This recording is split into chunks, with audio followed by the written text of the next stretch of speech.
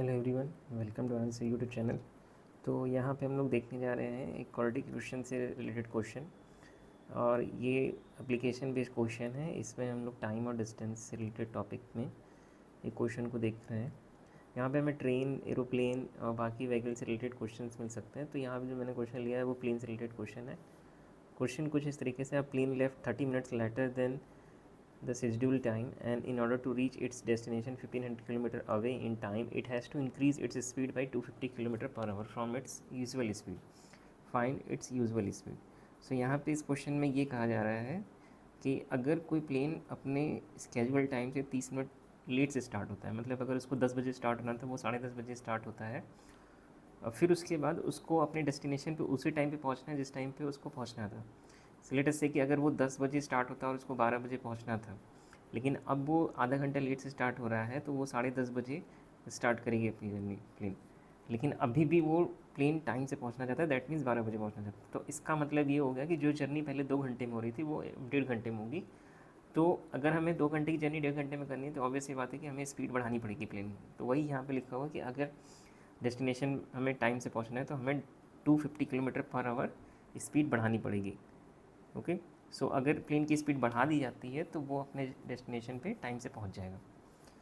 लेकिन अगर प्लेन की स्पीड नॉर्मल होती तो उस स्पीड की वैल्यू कितनी होती वो हमें बतानी है। ठीक है, तो इस डेटा को यूज़ करके हमें पता करना है कि कैसे हम प्लेन की नॉर्मल स्पीड को निकाल सकते हैं। So let's begin the question. तो सबसे पहले हम लोग यहाँ पे क्या करते हैं कि जो यूजुअल स्पीड पूछा है उसी को एक्स मान लेते हैं, बिकॉज जो क्वेश्चन में पूछा जाता है उसको ही हम अननोन मान के इक्वेशन बनाते हैं, फिर उसे सॉल्व करके अननोन की वैल्यू निकालते हैं। So let the usual speed of the aeroplane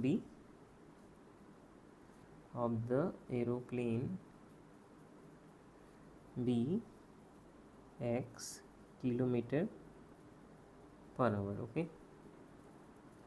तो अगर एरोप्लेन की नॉर्मल स्पीड जो है x किलोमीटर पर आवर है, तो नॉर्मल स्पीड से अगर प्लेन चल रहा होता है तो उसको 1500 किलोमीटर डिस्टेंस ट्रेवल करने में जो टाइम लगता है वो होता है 1500/x।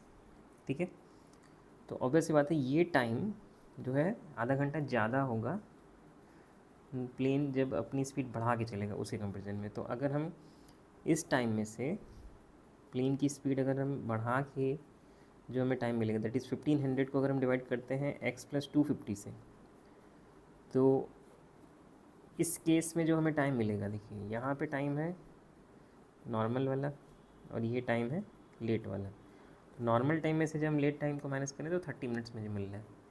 अब चूँकि यहाँ पे मैंने डिस्टेंस को किलोमीटर में लिया है, स्पीड को किलोमीटर पर आवर में लिया, तो टाइम मुझे हावर में मिलना चाहिए। 30 मिनट्स हावर में कितना हो जाएगा, 30/60 आवर, दैट मीन्स 1/2 आवर।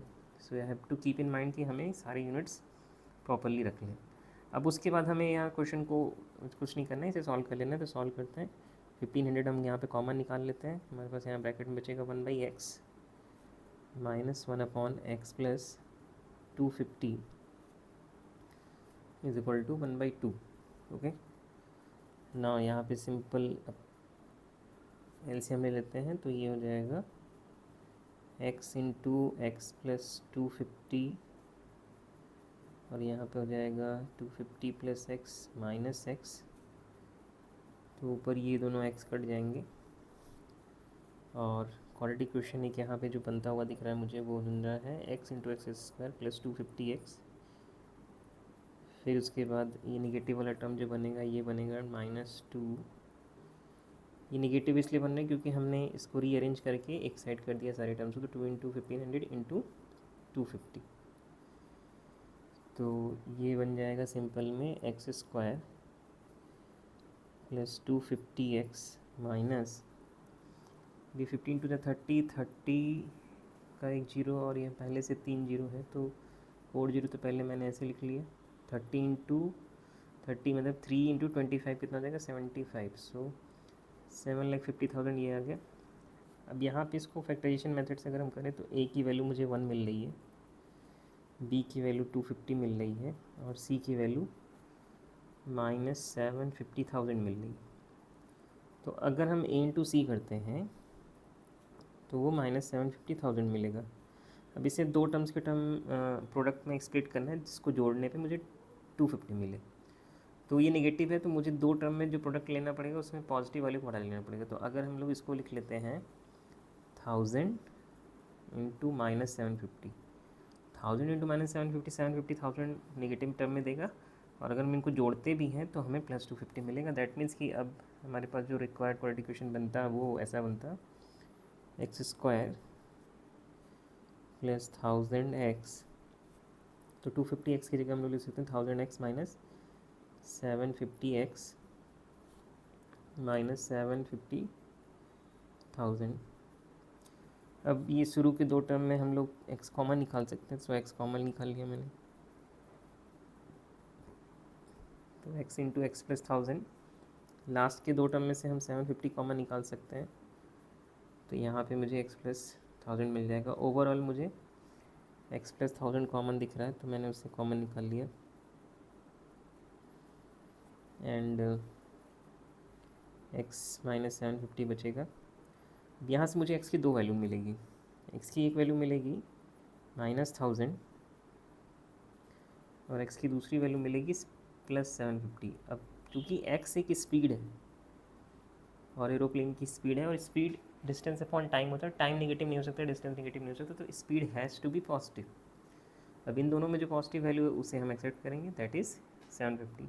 ये माइनस वाली वैल्यू पॉसिबल नहीं है, सो देयरफॉर एरोप्लेन की जो नॉर्मल स्पीड हो जाएगी वो कितनी हो जाएगी, एरोप्लेन्स